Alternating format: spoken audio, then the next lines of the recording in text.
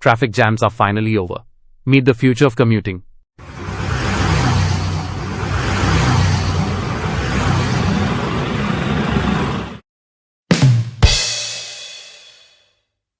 Your office is 20 kilometers away? No problem.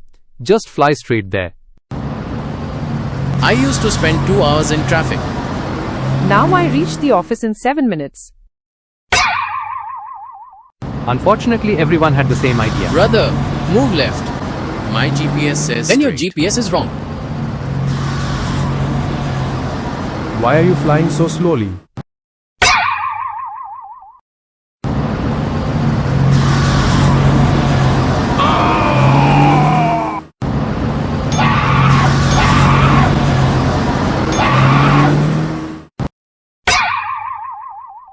After 1 week, everyone returned to their cars. So why did you stop using drone transport? Traffic was actually easier.